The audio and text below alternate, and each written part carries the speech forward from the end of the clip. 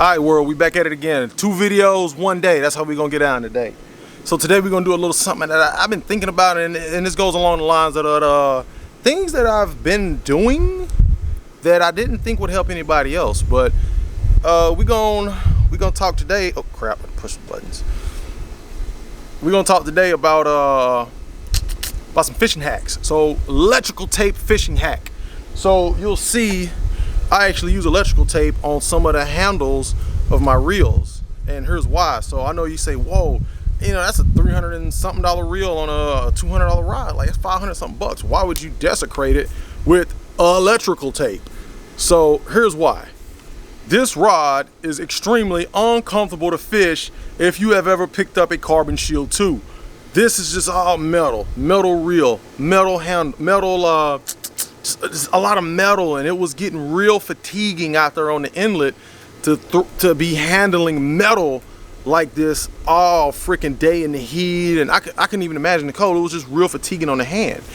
And I saw guys up here in Jersey using electrical tape, and I asked a guy, I was like, why do these guys buy these Van Stalls and these Sea Basses? They didn't put electrical tape on them, and the guy told me back in the day they didn't have reel seats. So they would put electrical tape to hold the reel in place, and plus those all aluminum reels get cold, and then the seat gets cold, your hands get even colder.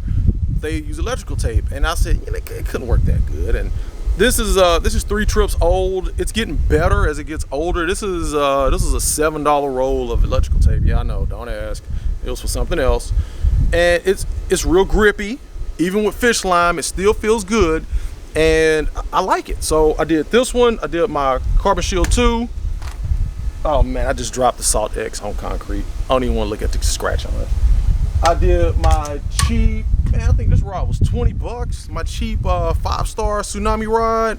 Got that bad boy taped up, and I kind of got this one a little bit thicker because I use this rod a lot more. And like I said, it was just I didn't have a lot to grab onto, and that's what was causing the hand fatigue. So I kind of stacked it up kind of thick, and now I got something to actually hold on to when I'm out there. And I throw everything with this rod. I love it. All right, so electrical tape makes a good handle. So what else is it good for? Well, if you look here on my Lexa 300, I stripped this pretty unique reel seat, so it screws down, right? And I felt like it wasn't getting tight enough. And I'm not gonna do it today because I don't know if it'll go back. But I read this on a forum, so I cracked one of the plastic threads on the reel seat. Well, how did I fix it? They said wrap it in electrical tape as tight as you can, screw it down, and never take it off. So I got this on a 7.9 extra heavy. What is this rated? This is a Fenwick rod, 1/2 ounce to 4 ounce lure. This thing's a freaking broomstick. I love it.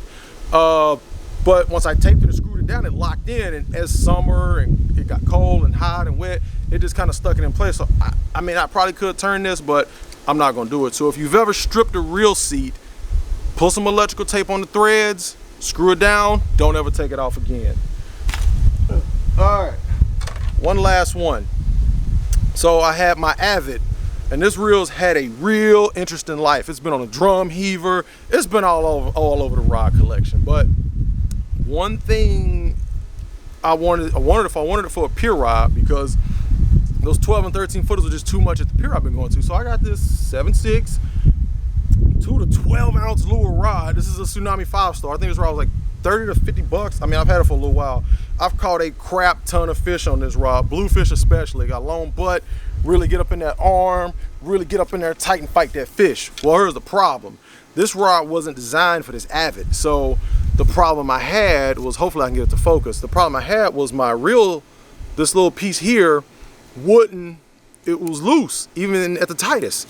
So I said one day, well, how could I put a bushing of some sort in there to get this to tighten up? Because I really want my clamp on here. Like, I don't like having a conventional reel without the clamp.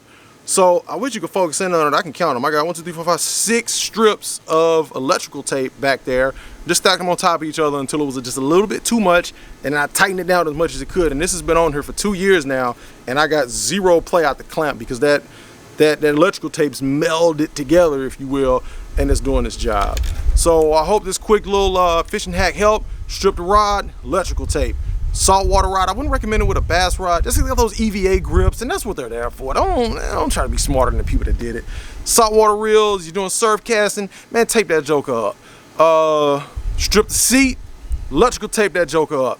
Got a conventional reel with too much space, electrical tape that joker up. I promise it'll save you. All right, thank you for watching.